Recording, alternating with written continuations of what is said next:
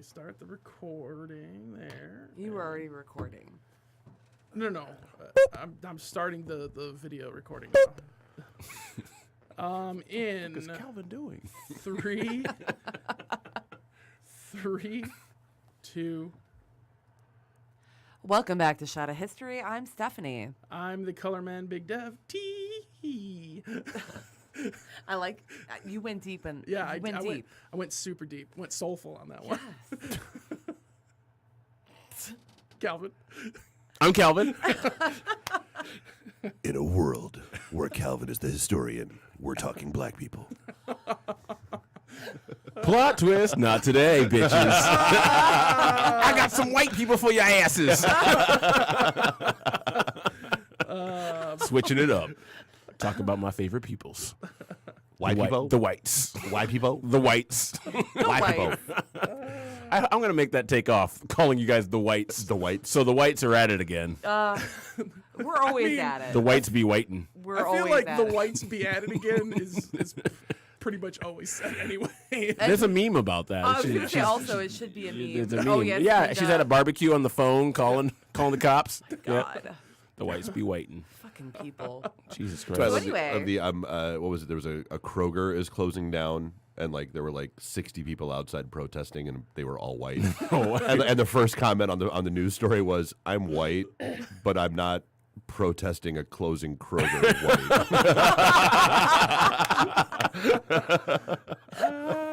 I don't know. Anyhow. That's some white I'm people shit right I'm there. sorry. That I'm white, but I'm not wave to the cops as you drive by white. Yeah, true. Yeah, that's one of my favorite ones. All right, so I am the historian today, and we're gonna be talking about C.S. Lewis. But before we do that, you know what we have to do. we gotta Take that shot. take that shot. So Take what are we that drinking? shot. I'm drinking Woodford Reserve, just like I was last Yep, time I was me on. too. What are you Alright. I'm drinking? doing the Maker's 46 again. Okay, and Bloody Mary, Bloody Mary, Bloody Mary. Bloody Mary. Oh, wait, no okay. mirror. All right, starting to get a theme that we record all these at the same time. All right, here we go. Or Dave just really likes Bloody Marys. I like Bloody Marys. They're fantastic. Not the whole bottle, Calvin. Not again. Ah, God, Everclear. Could be worse. Could be Everclear. Yeah, it's Yeah. not Everclear. You're fine. We do need to get the 7 minutes of Evercal. Yeah, 7 minutes of everything. That will be part of our Patreon Yes. that we are going to start. It's going to be kind of a big deal. Yeah. There's a lot of good things that are going to be Oh, yeah. showing up on that. So, fun story they're talking about. We did try to start an episode, and I drank Everclear. In And a world Not just one shot. where Yeah, Calvin no. Not doesn't just listen 2 to Dave. shots. No. I even had just- 4 shots of it. I was going to say, Oh, not even just 3. Yeah. Oh. Yeah. I had know. 4 shots of it, but I didn't know what Everclear was. In a world where Yeah. Calvin doesn't listen to Dave. Yeah. This is a bad idea. Dave was like, Chip, no! Chip, no! No, don't do it! And, I was, we got 7 minutes in, we did all this banter, Yeah. and I looked across the table at Big Dev, and I said, here's what, I swear to God, Sober Cal took over for 30 seconds. Stepped had into that the moment of driver's seat. clarity. He's like, I need And you to I need you to looked, stop the recording. I looked right at Big Dev. I was like, "Hey, here's what I need you to do. I need you to stop recording." And he had this confused look on his face, like, "Huh? Oh, no, Okay, no, we okay, all did. Because you have okay." to understand, from our perspective, one of 2 things was about to happen. Barf. You were about to puke your brains out. Which I didn't all do, over the table. thankfully. No, you did not. Or you were about to give us the, all right, guys, I'm fucked up. and I need y'all to rally around me for this one. Yeah. Speech. No. And as it turns out, it was like, see, no. My thought was he was going to go off on us for like talking over him. No, I was fine with that. Which is constantly done. Oh, on I'm the sorry. other show. Because I'm back here a lot of trying- Morissette I'm- says what? I'm trying to sober up. I can do this. And I was like, I cannot do this. I cannot do this. So I have This is never where Calvin snaps on us. I have never touched Everclear ever again. By the way, my wife just texted. She's on her way here. Can you text her a door code so she can walk in? Anyhow, so I'll go get her. awesome. I'll take All care right, of Jen. I don't know. Anyhow, she's on her way here. So today I'm the historian, and we're going to be talking about my actual favorite author, Clive. Your actual. My actual, not my pretend favorite author. Right. The one So- that you tell people, you're like, oh yeah, I love that author. This is your actual. Yeah. I'm like, I love Dan Brown. Don't like Dan Brown. I don't know. Fuck, he's Da a heck out Vinci there. Code. I enjoy. good. I will tell you, I did enjoy Da Vinci Code. I enjoyed Angels and Demons more, but I did enjoy his books. All of them. I've read all of them, even the ones that no one knows about, like Digital Fortress. Like it doesn't include the Jesus. Tom Hanks character, or religion or anything like that. But it does have conspiracy theories. Anyway, so much older author, Clive Staples Lewis, better known as C.S. Lewis, most famous for writing the Chronicles of Narnia. That's what most people know him for. But so I wanted to talk about him a little bit because there's stuff that people might not know about. Because The Lion, the Witch, and the Wardrobe movie came out, and then the Prince Caspian movie came out, and then a few other ones came out. Whether you're talking about BBC or the ones that Walden Media put out a number of years ago. But people don't know about his whole background, which I think is kind of interesting, and who he knew and who he was rubbing elbows with. But Clive Staples Lewis was born in Belfast, Ireland on November 29th, 1898. 1898. Party like it's 1890. Nope, that doesn't work. Okay, all right. So, fun story. I had a Mandela effect. one of my history professor, my main history professor in college. He had a whiteboard on his door, and I would go I gotta and be white. well, that's what they're called. So Why I gotta be white? would go and write all these historical Why does it have things. to be white? And one of my favorite things that I wrote was "Party like it's 1899." Anyhow, so Clive Staples Lewis, born in November of 1898. He was when he was 4 years old, though. So 4 years later. So 4 we're years. in the 1900s. So that would be now. After he was 1902. born. Yeah, we're in the 1900s now. His dog died. It was killed by a car. Oh shit! This Kill is his that John John Wick? Wick story. John Wick? Yeah. So fuck you, Henry Ford. Yeah. So he went and killed Henry. He went and killed Henry Ford immediately after that. Yeah. No. So when he was 4 years old, his dog, his dog's name was Jaxie. Oh. His dog was killed by a car, and he announced. So killed by he announced humans. that my name is now Jack. My name is now Jack, and it was a name that he was known by his friends and his family for the rest of his life. Okay. Which is interesting because you think about someone's nickname, you're like, okay, it's always We like named the dog Yeah. Indiana. yeah. Well, We named the dog Indiana. I'll take the rapist. I'll take the rapist, the therapist. No, so Anal bum cover. so my nickname at work is Killmonger because of my hair, course, yeah. right?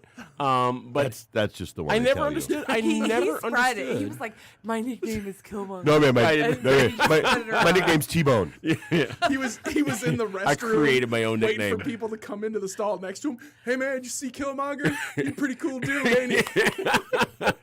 And they immediately knew. who I Had a was talking T-shirt made up. Just walking around with a shirt going, "Call me Killmonger." about.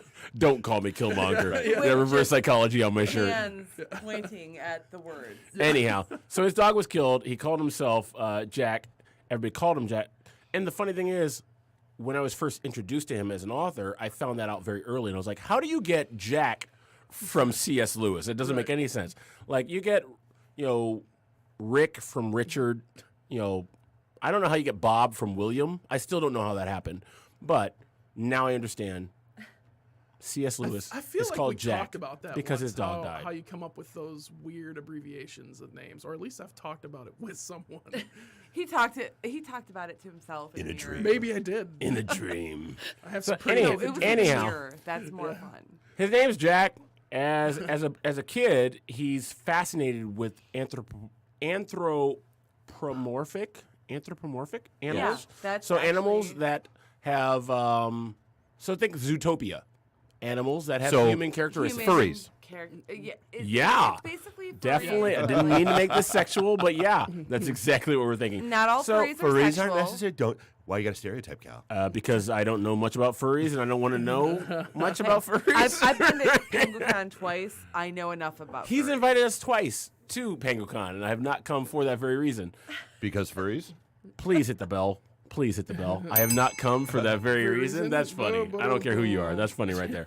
All right. I didn't mean it that way, I don't but care I who did. you are, that's yeah, funny. that's funny. In a world. So, so talking animals, Robin Hood, all the animals that talk. Animals talk in all the Disney movies for the most part, except for Pocahontas. The animals do not talk in Pocahontas. And And they're making a lot. Pocahontas, it was a very Pocahontas centered. Like it was like very about her. It was? John Smith. Not really John Smith. Nobody cares about John Smith. Nobody cared about John Smith. Everybody kind of hates him. Well, and then there's the talking animals in Dumbo that were racist as all hell. Oh no, they were the Well, crows. it's product of their time. They've cut the crows Product out of- of the release I know. for the Disney No. Plus stream. Yes. No. Yeah. Okay. Which is so bad. Any of you Yeah. going to get Disney Plus? Because I'm getting Disney Plus. No, Nope. Disney just I'm bought not Hulu. gonna do it. I'm gonna I know. be like, You hey, have Cal, to buy can Disney I, Plus now. Get on your No, Disney I'm convinced Plus? they're not going to bother with Disney Plus now. It's all going to be integrated with Hulu. Yeah, because Why wouldn't it? They own Hulu. We'll talk after this episode. Yeah. Oh. Anyhow, C.S. Lewis, Clive Staples Lewis. We will get through Clive this Staples. even if it's two parts. Lewis. Yes. Even if it's two parts. So he liked animals that talk.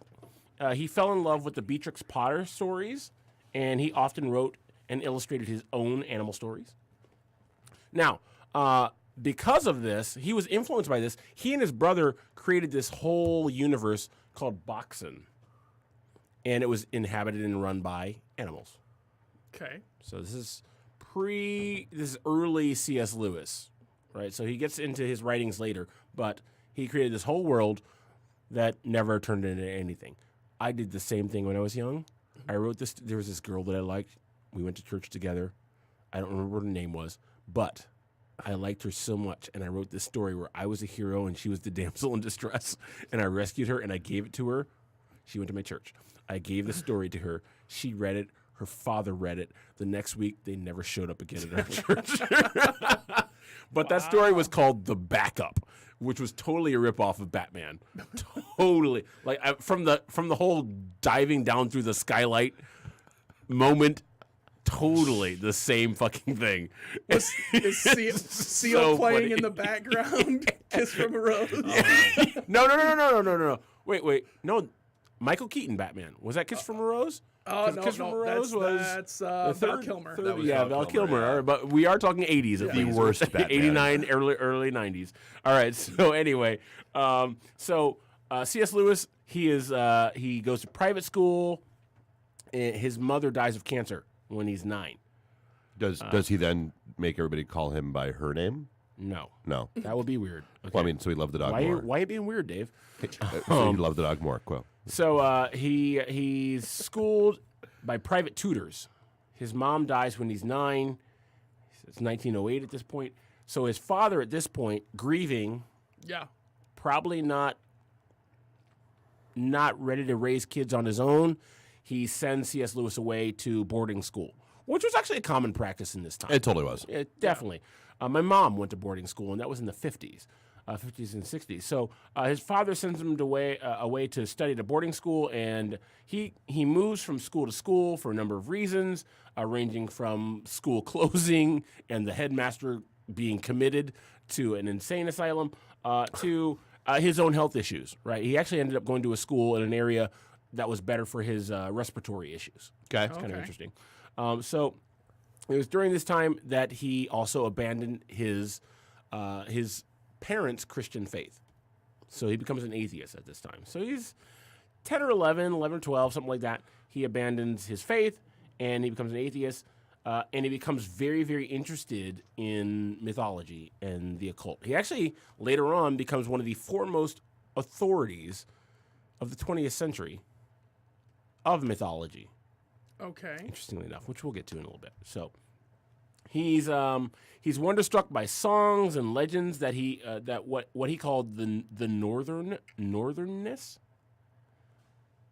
the ancient literature of Scandinavia, preserved in the Icelandic sagas. So he would have loved Frozen. I know we all hate fucking Let It Go. He would have been all over that shit.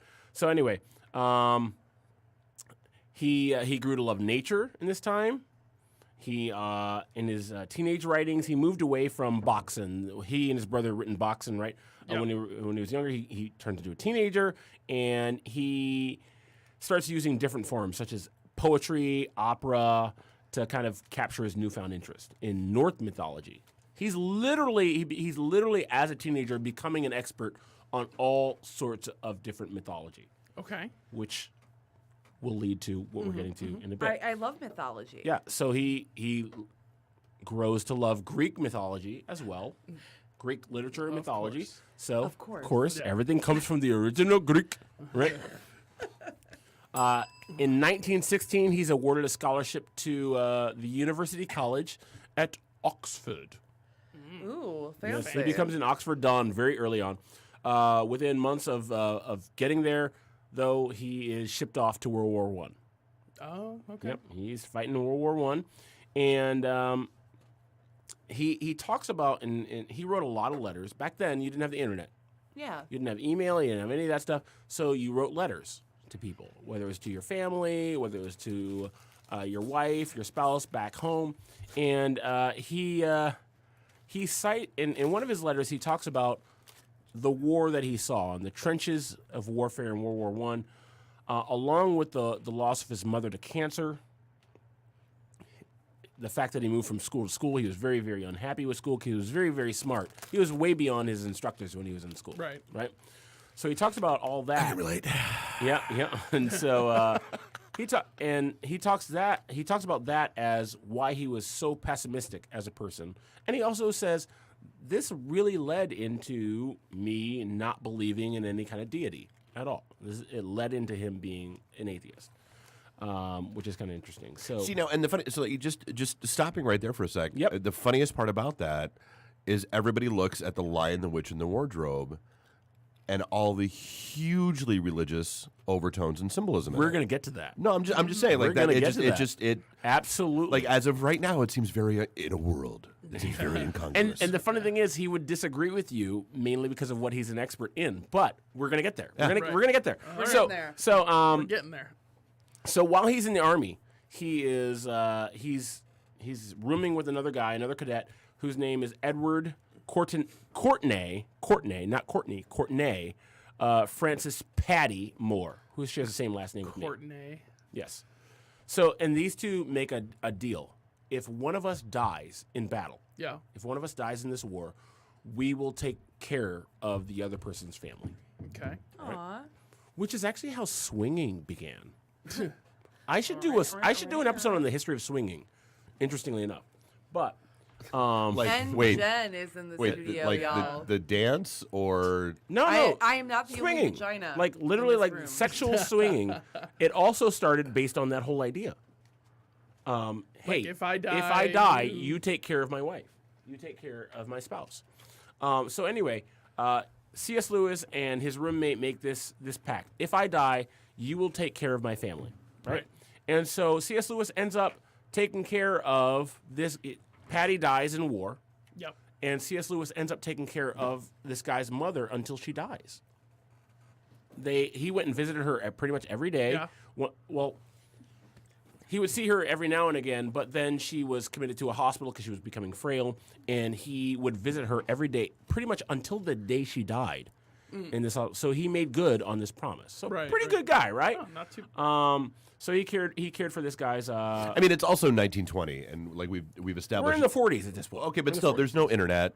There's not Yeah, much else. I got for him nothing better to do. do. There's I'm no gonna memes. I know there's no visit memes. this guy's wife, Yeah, right? whatever. Unless they're in a cave somewhere. Right. And then there's memes. Yes. So something you should know about him: he was raised in a religious family. So I talked about him abandoning his faith, but he was raised in a religious family. He attended the Church of Ireland because he was born originally in Ireland.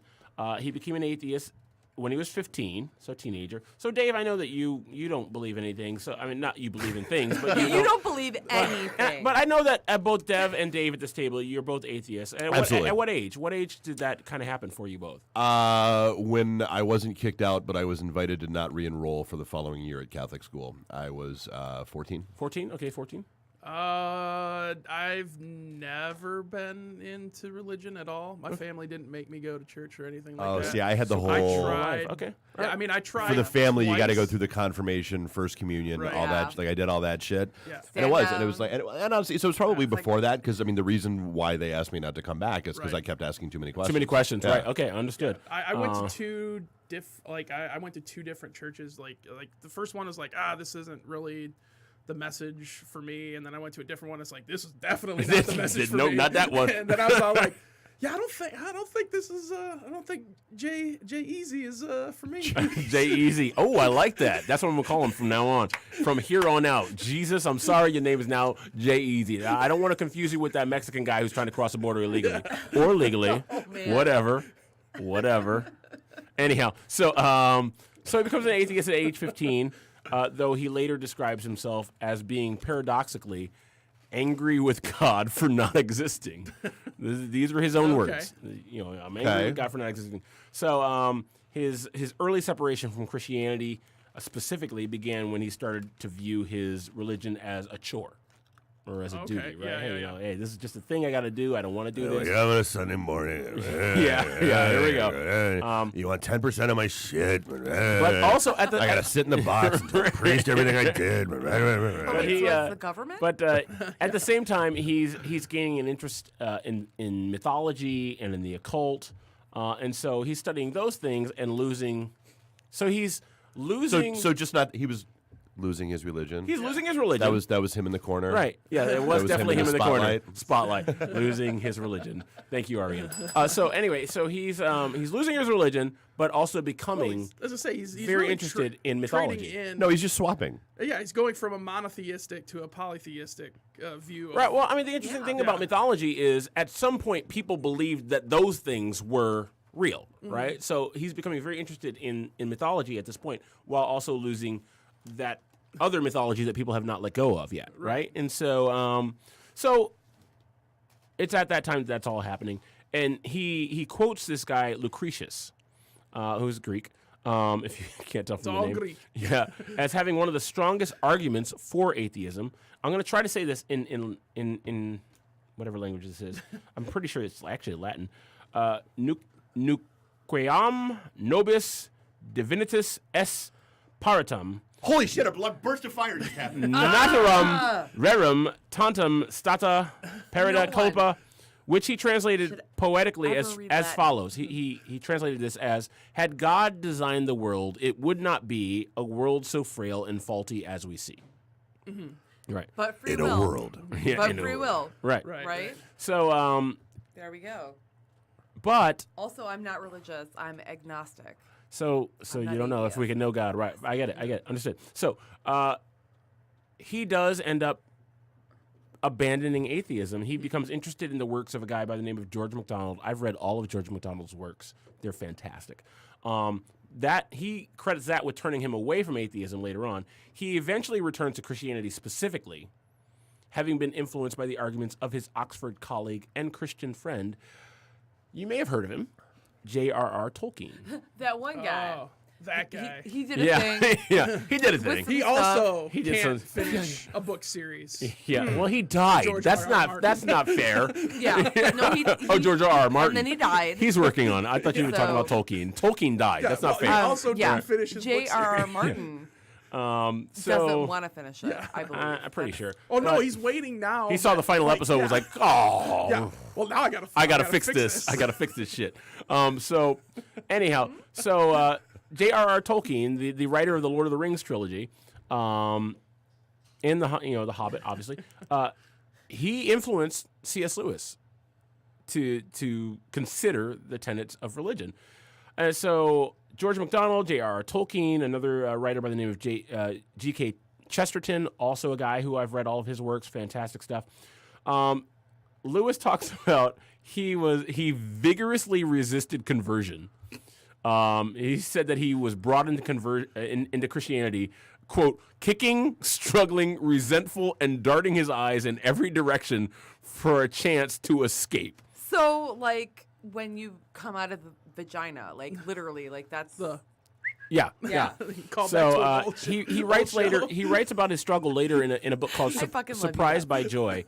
He writes. He says this quote: "You must picture me alone in that room in Magdalen, which is at Oxford, night after night, feeling whenever my mind lifted even for a second from my work, the steady, unrelenting approach of Him, speaking of God, whom I so earnestly desired not to meet." That which I greatly feared had at last come upon me. In the Trinity term of 1929, I gave in and admitted that God was God, and knelt and prayed, perhaps that night, the most dejected and reluctant convert in all of England. So he's talking about his conversion experience. Like, this is the worst conversion experience ever. Like, I don't want to do this. I kind of feel like that's how it always goes. So, but here's the thing. He converted. He converted from atheism to theism in 1929, but he did not convert to Christianity specifically until 1931. So for a couple years, he's like, okay, God exists, but I don't know what he wants. I don't care what he wants. But so anyway, so he converts to Christianity in 1931, following a long discussion and late night talk with Tolkien and another guy by the name of Hugo Dyson, who I know nothing about. I love that name. Invented the vacuum. Yeah. So he becomes a member of the Church of England, and Tolkien, J.R.R. Tolkien is very upset with this because Tolkien is Catholic, and he was hoping that C.S. Lewis would become Catholic, and he becomes Anglican. So he's like, hey, at least you're halfway there. Wrong team. Wrong team, right? We're halfway there. Living on a prayer. That's so funny. Is that a song about C.S. Lewis? Now I'm thinking about it. Literally perfect. Anyway, so he becomes he's the foremost academic though. Undergraduate career, Oxford University. He ends up getting all sorts of honors. He's elected as a fellow of Magdalen College at Oxford, where he worked for nearly 30 years, from 1925 to 1954. He works at Oxford. Yep. Right? He becomes the chair of medieval and Renaissance literature at Cambridge, and he's elected a fellow at Magdalen College. So, but in addition to all that, he obviously writes these novels. So he writes a bunch of novels. He starts off writing one of my favorite series, the Space Trilogy, which is what he is not known for. Out of the Silent Planet, it's the Perelandra trilogy. Okay. We know J.R.R. Tolkien, the Lord of the Rings trilogy. Yep. C.S. Lewis, same time, writes the Space Trilogy, total science fiction. J.R.R. Tolkien, fantasy, right? Okay. Yep. And so he writes this Space Trilogy, and it kind of deals implicitly with Christian themes, sin, humanity's fall from grace, things like that, and redemption, all that jazz. After he's converted, he starts writing what's considered allegorical stuff. You've heard of The Pilgrim's Progress by John Bunyan? Pilgrim's Progress? You've not heard of The Pilgrim's Progress? Nope. It's one of the most famous stories ever written. I've never heard of it either. I'm from hillbilly country. You don't even have to be religious or hillbilly. It doesn't matter where you're from. Okay, all right. Read it. It's great. Okay, so anyway, we don't read them books. He writes this. We don't read. What is word? We can't read. So he writes Pilgrim's Regress in 1933, which was kind of a sequel to John Bunyan's Pilgrim's Progress. But anyway, the Space Trilogy is really, really cool.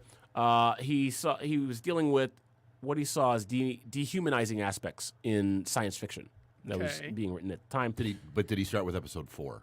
He did not.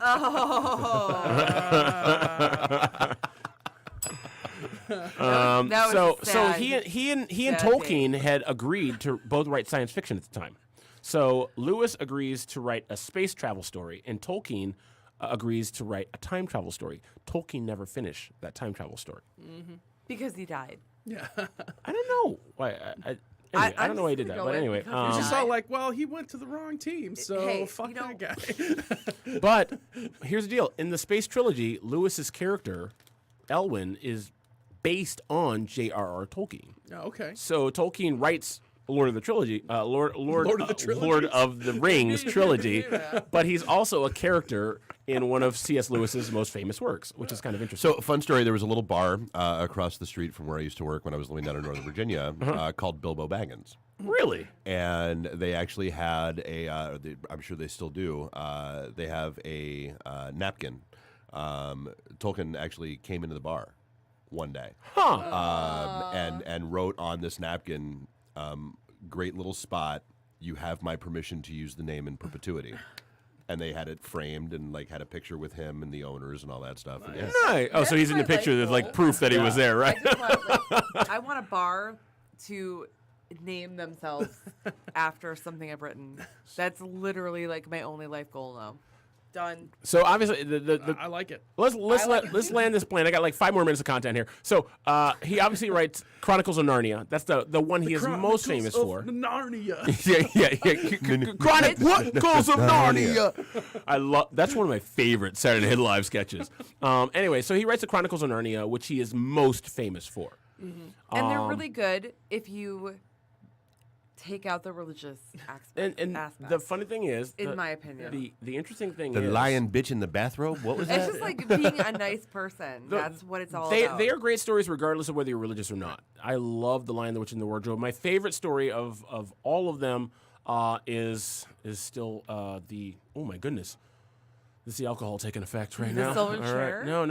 I love the very, very, very first one. The one that leads into The one that leads into Yeah. everything. Like where it's the son of Adam, the daughter of Eve. They go through, and it's where it's actually creating the world and how Life. you get the light post. Finds a Yes. Yeah, I know what book you're talking about because Yes, I've got yes, it's my favorite big one. collected edition of the Chronicles of Narnia. Yeah, it's absolutely my favorite one, and I'm looking it up now because I can't remember it just because of this.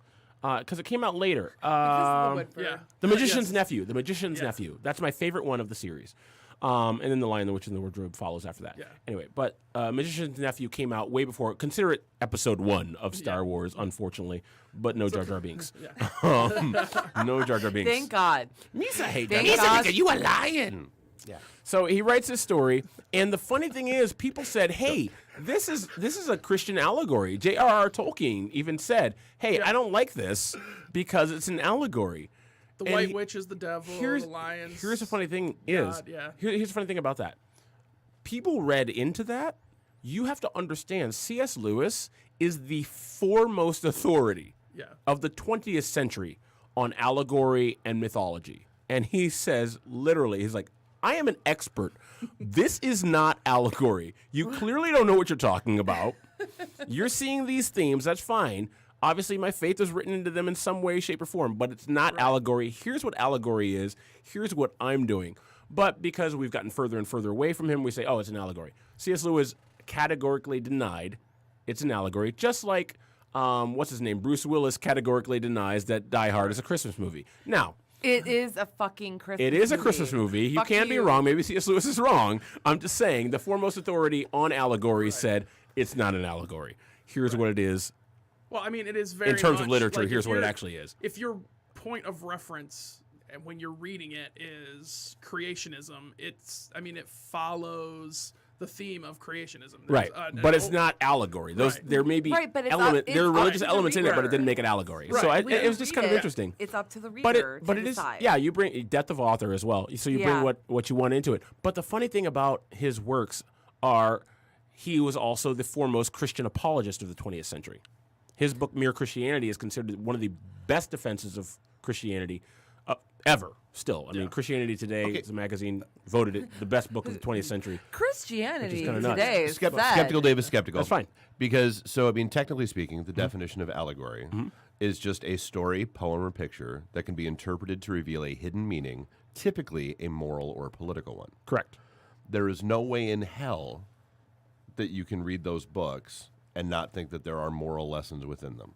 Well, there are definitely moral lessons. Any book has a moral lesson. Okay, But so that would be allegory. so that's Yeah. that's I'm, allegory. I'm just saying, this guy is a foremost authority on allegory. Where I think if C.S. Lewis were here, would be like, that's a fun child's understanding of what an allegory is. But here's what it is. I'm like, okay, no, I mean it is. I mean, same thing. Like you talk, we're doing history, right? Right. And so, because I majored in history, I understand that this is a fun pop culture view of history for people who are just nominally interested in history, Right. who are listening to the show. Right. But if you want to study history, there's all sorts of shit that goes into that people don't take into consideration. So even as I'm doing this story, and a lot of it's based off of basic Wikipedia understanding of who C.S. Lewis is, I'm going, hey, there's a lot of other stuff that goes into this story that people don't understand. So when we're talking about allegory, he would say, hey, that's a rudimentary understanding of what allegory is, but I spent my life understanding what mythology, and allegory actually are. So here's why you might think it's allegory based on a basic view of it, but here's why it's not based on an actual understanding of what allegories are. Yeah, but I feel like you're never capable of judging your own shit, though. Like, that's the thing. Like, if somebody else had written it, he'd have gone, allegory. That's okay. Maybe, maybe not. I don't know. But either way. So As a writer, but I will tell you. Go ahead. is there a moth that flew out of my mouth? As a writer, you write what you write, and you have that meaning. But whatever anybody takes from it is different, and you just Yeah, he may not have written it as an allegory. an allegoric story, but I mean, everybody else is. If everybody else is They're going, it's finding their allegory. religion. It's allegory. then it's probably allegory. Yeah. I don't know. There's a lot of people who are like, that guy just clearly got shot by the cops, but why was he running? I don't know. Like, I don't know.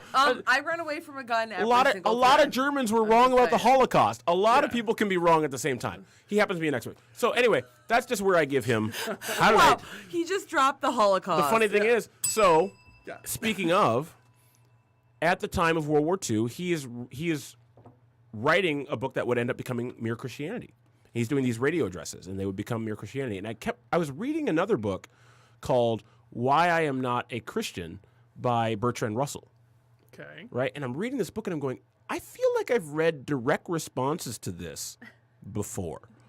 And then I looked at the publication dates of his book and C.S. Lewis's Mere Christianity. I'm going, this is totally, I mean, I don't know if it was officially a response, but it definitely felt like a response. But anyway, I could tell, if you read C.S. Lewis, his children's books, and then you read his apologetics books, you can tell which apologetics book he was writing at the time he was writing a children's book as well. Because if you read The Lion, the Witch, and the Wardrobe, you can tell he was giving his radio addresses because there are direct arguments he makes in Mere Christianity that he makes in The Lion, the Witch, and the Wardrobe. Like, Which for is- example. So, for instance, Lucy goes into the wardrobe. She comes back from the wardrobe and she says, "Hey, I was in Narnia," and they're like, "You were in there for like a few minutes. We don't Yeah. believe you." She Right. goes You're to the full of professor and she says, "Hey, I did this. They don't believe me." And the boys are like, "Yeah, she's saying all this. She's full of shit." And the professor says, "Have you ever known Lucy to be a liar?" And they're like, "Well, no, not up until now." Like, "Have you ever known Lucy to be crazy?" And like, "No, we have not." And like, "Well, then the only other option is that she's telling the truth," which leads into Mere Christianity, where he has the argument of Lord Liar and Lunatic of and Jesus. also And I'm like, female oh, hysteria. it's kind of, well, that had nothing to do with Female this book. hysteria. But one of his we most just- famous arguments for she was too young. Too young. one of his most famous arguments for Christianity was either Jesus was Lord, Liar, or Lunatic. Either he was lying about what he was saying, he was crazy about what he was saying, or he's actually who he says he was. So anyway, I didn't want to get into the religion side of things, but anyway, it's really interesting to read those books and then see kind of he was getting over on people. Gotcha. So even if it wasn't an allegory, he was at least working in the arguments for what he believed. Anyhow, So even though he said it wasn't allegory, it was it didn't have to be allegory. allegory. Yeah, to no, put- cool. No, It's cool. not an allegory, No, it's cool. but No, it's no, an no, just get That's allegory. how it makes an allegory. my simplified understanding, I'm good. No, okay, it's cool. No, you put the arguments in there. Anyway, whatever. You put arguments in there I'm without it just being happy to do it. allegory. Okay. Hey, bro. Anyhow, so C.S. It's an Lewis. allegory. Allegory. Anyhow, In a C.S. world. Lewis, fantastic. He also died. He ended up dying on the same day that Kennedy JFK. died. Yep. JFK died. Interestingly Okay. enough. And he also died, I believe, the same day From the same that magic Aldous bullet? Huxley died. Aldous Huxley died on the exact same day as JFK and C.S. Lewis. Anyhow, That magic bullet got around. that's my whole spiel on C.S. Lewis. There's a lot more I could say about him, but we're out of time on this. So I'm gonna wrap this up. So we're good. Read his stuff. Whether you read his children's books or whether you read his adult treatise, great stuff. Fantastic writer, regardless of whether you share his beliefs or not. So Absolutely. That's I C.S. Lewis. agree. C.S. Lewis, amazing writer. yeah, and he's influencing you as a comic book writer, whether you know it or not. Of course. He is. Okay, so here we All go. right, We're done. so- I'm done. It's time to. Pop out the plug. 7.2 tours. Check us out. We do tours of Detroit when I have time because I got this new big boy job. Also, check out my new show, old show, Leading Questions with Calvin Moore, because I haven't done this show in like 2 months, so it feels new again. But anyway, There you go. Leading Questions with Calvin Moore, also on the Podcast Detroit Network. Thank you, Dave, for giving us the space and time to do the show on your network. Awesome. C.S. Lewis, bro. See us. Podcast Detroit. He totally wrote an allegory. Period. End of story. Podcast Detroit. Tolkien didn't like his book, by the way. Didn't like it. Source Point Press, Deepwater Games, Oxeye Media. Fuck Steve. And look forward to our Patreon with sexy shower sonnets. Sonnets the Hedgehog. And in the newsroom from history. That's right. In the newsroom. The already From popular history. and hasn't even been done yet circumcision episode. Oh my God, I'm so excited. That's Patreon stuff just for you. Yes. For just $1 a month, you can get this. don't know. We'll have Sarah McLachlan in the background. I know. And I there's feel like sad I feel like the dogs. circumcision episode's going to have to be $2. Ooh.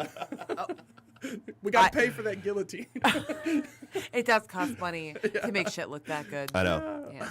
Anyway, so StephanieMenard.com for almost all, unless you pay enough, of your Stephanie Menard needs. Boom. And until next time, I'm Stephanie. I am the color man, Big Dev. I'm Calvin. David, it was an allegory.